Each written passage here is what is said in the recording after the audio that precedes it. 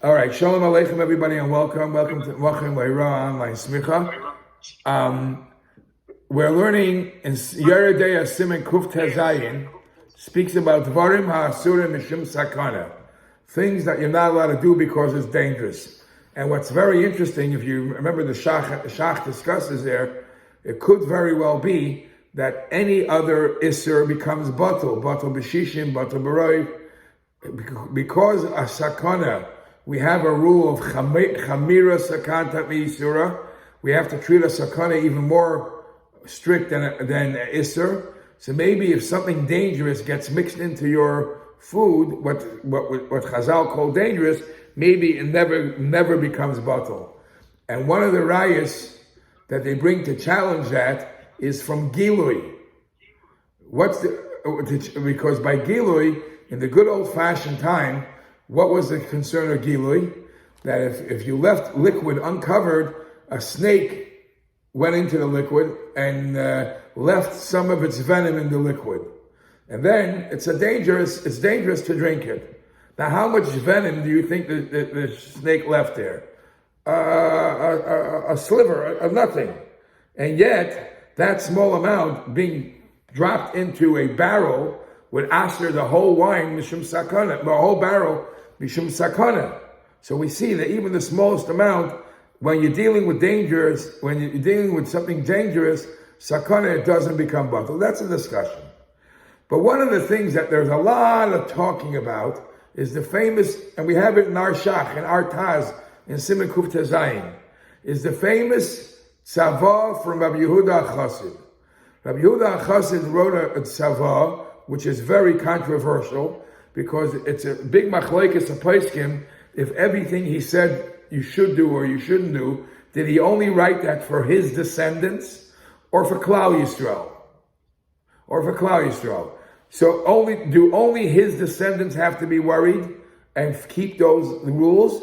Because obviously in his tzava, he's not saying things that are written clearly in the Torah, allowed or not allowed. I don't need a tzava for that. There's a lot of things that we do or we don't do because Rabbi Yehuda Chassid put it in his will.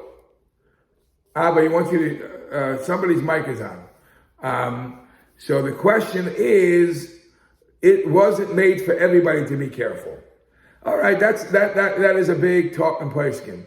And there's many things which people refer to as spooky stuff that Rabbi Yehuda Chassid doesn't want you to do. For example, you don't polish your shoes the day that you travel. A father-in-law and son-in-law shouldn't have the same name. A mother-in-law and a daughter-in-law shouldn't have, these are common ones. But I'm going to talk about one today that people, you might have heard, but it's not so famous. Rabbi Yehuda Chassid, in Tzavas Rabbi Yehuda Chassid, Ois Yud Ches, it says, Lo yasa adam merchatz b'toich beisoi. A person should not turn a part of his house. In his house, he should not have a bathhouse, a merchatz. God forbid, he goes on to say, if he did do that, God forbid, Yechrav will be destroyed. What is the loophole? The loophole is, if he makes the bathhouse usable for public usage, if it's Isa Lirchaitz by Rabim, then there is no concern. Now that becomes a big debate in Poskim, in Achrayim. First of all, what is the reason Rabbi Yehuda Chassid didn't want you to make a merchatz in your house? What's the reason why if you have it made for public usage, it's allowed? And third of all, many of us know that there are plenty of people who build mikvahs in their basement or mikvahs in their home, either for personal usage or for the community.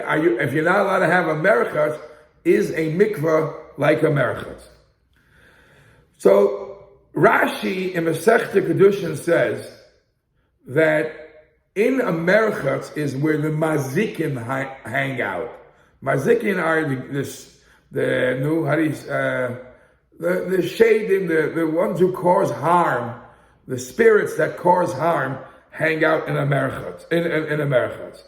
And the Yerushalmi in Soif Perek Ches of Trumas, it's mashma that the Yerushalmi holds that the Bebeis HaMerchatz Shchichi Mazikim, There are mazikim in a base of merchatz. And therefore, you don't want to bring that, you don't want to invite that into your house. In other places, it says the problem with the base of merchatz is the zuhamo. The zuhamo is the steam, the sweat that goes on there. And the difference would be, because if you're talking about spooky stuff, hocus pocus stuff, spooky stuff, then maybe those who follow his descendants have to keep it. But if you give me a reason of zuhama, that really applies to everybody. Now, it's interesting to note that in Shalos Teshuvah Sitz Eliezer, Chelik Yir Aleph Siman Nun Zayin, he says a different reason why Rabbi Yehuda Chassid didn't want you to make a merchatz in your house. He says that from the time of the Churban Beis Hamikdash, a Yid has to be very careful not to indulge himself in Gashmir So'ilim Hazeh. And back then, the expression of indulging would be, I have a bathhouse in my house. I have a Turkish bath in one of my rooms. No. So that would be disrespectful for the fact that we're not living in the times of the Beis Hamikdash. And he says, if that's the reason, if you're doing it not for yourself to indulge, if you're doing it for public usage, that might be the loophole why that would permit it. Rabbi Menashe Klein in Shalos Teshuvah Mishnah Halachos, Chelik Hey Siman Kuf Mem Hey, he gives a different reason why you shouldn't turn part of your house into a bathhouse. And he says, because in your house, you're allowed to walk around saying Mishnayos, you're allowed to say Tehillim, you're allowed to daven. When you turn a part of your house into a bathhouse, you're basically taking away the possibility of a room to be used for a Makom Kodesh. So that's not what should be done. Another reason why some say Rabbi Yehuda Chassid didn't want you to make it into a bath is because he was afraid that every Tom, Dick, and Harry is going to make his own mikvah. And because a mikvah has so many halachas and only experts should really deal with building a mikvah, he said there's no private stuff.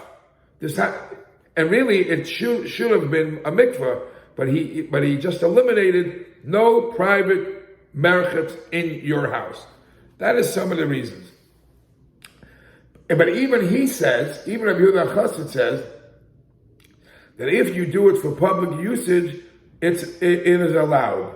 Because public usage, it's a tzarech mitzvah, shomer mitzvah, lo yeda davara. No bad will happen when you're helping the public. The question is, what's considered public? You're saying if you're allowing people to use it, then it's not a problem. So in Sefer Yad Ephraim, he has this issue. At what point is it public? Some say that if you build a bathhouse or a mikveh that you use and your wife uses in her times or whatever, that might already be considered rabbin. You're not allowed to have it made personally just for yourself. And in history, I've read up a little, some tzaddikim, they say even the Chazon Ish had a mikveh in his house because he held that you have to kasher the kelim after Pesach, every time after Pesach. So he wanted to have a mikveh, chick-shak, to kasher the kelim. But some tzaddikim didn't mind having a mikveh in the house, and some tzaddikim, specifically based on this Rabbi Yehuda Chassid, would not have. Why are there so many people that do have mikvahs in their home? Is because they rely on a couple of issues. A mikvah is not a merchatz. Rabbi Yehuda Chassid says you're not allowed to build a merchatz in your house. And a mikvah does not have the same din as a merchatz. The Chassam Sofer in Orach Chaim Siman Yud Ches says, he discusses, are you allowed to say, in a bathroom where there's a shower, you're not allowed to say Dvar Torah. You're not allowed to say Divrei Torah. Are you allowed to say a pasuk in a room where there's a mikvah?